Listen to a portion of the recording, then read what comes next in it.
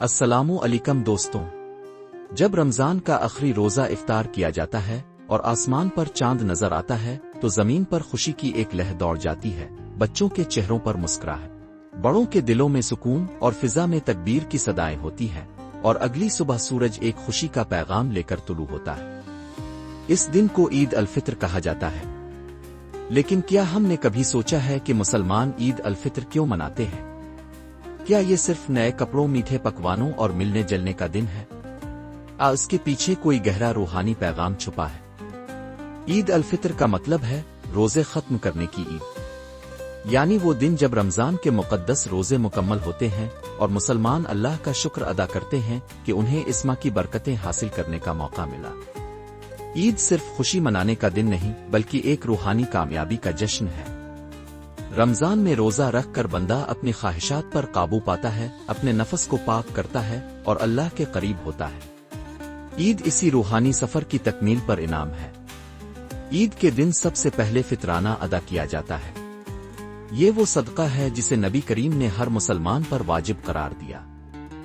فطرانی کا مقصد یہ ہے کہ عید کے دن کوئی غریب یا محتاج بھوکا نہ رہے، یعنی یہ خوشی صرف اپنی نہیں، دوسروں کو بھی اس میں شامل کرنا لازم ہے۔ عید کی صبح مسلمان نہا دھو کر صاف لباس پہنتے ہیں، خوشبو لگاتے ہیں اور اللہ کی طرف سر جھکانے کے لیے عیدگاہ کا رخ کرتے ہیں۔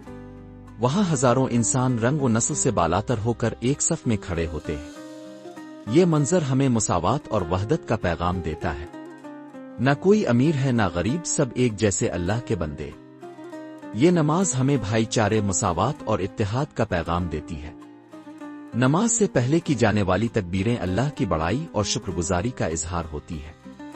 عید کی نماز کے بعد جب سب لوگ ایک دوسرے سے گلے ملتے ہیں، عید مبارک کہتے ہیں، تو یہ صرف رسمی الفاظ نہیں ہوتے بلکہ دراصل اس بھائی چارے کا اعلان ہوتا ہے جو اسلام کا اصل پیغام ہے۔ عید وہ نہیں جس میں نئے کپڑے ہوں، عید تو اس کی ہے جس کا روزہ قبول ہو گیا ہو۔ نبی پاک نے فرمایا، روزہ دار کے لیے دو خوشیاں ہیں، ایک روزہ افطار کرتے وقت اور دوسری رب سے ملاقات کے وقت۔ یعنی عید کی اصل خوشی نہ مال میں ہے نہ کھانوں میں بلکہ اس روحانی قربت میں ہے جو رمضان کے ذریعے اللہ سے حاصل ہوتی ہے۔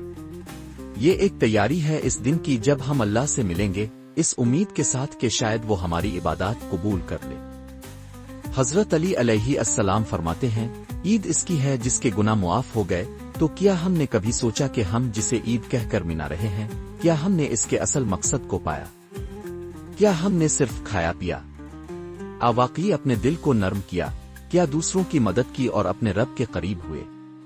اصل عید وہ ہے جہاں شکر ہو، سجدہ ہو، عاجزی ہو اور سب کے لیے محبت ہو، جہاں ہم صرف کپڑے نہیں اپنے دل بھی صاف کریں، جہاں ہم صرف کھانے نہیں دوسروں کے لیے بھی دسترخوان سجانے کی فکر کریں، جہاں عید کی خوشی صرف اپنی نہ ہو بلکہ ہر اس شخص تک پہنچے جو محتاج ہے، پریشان ہے یا تنہا ہے۔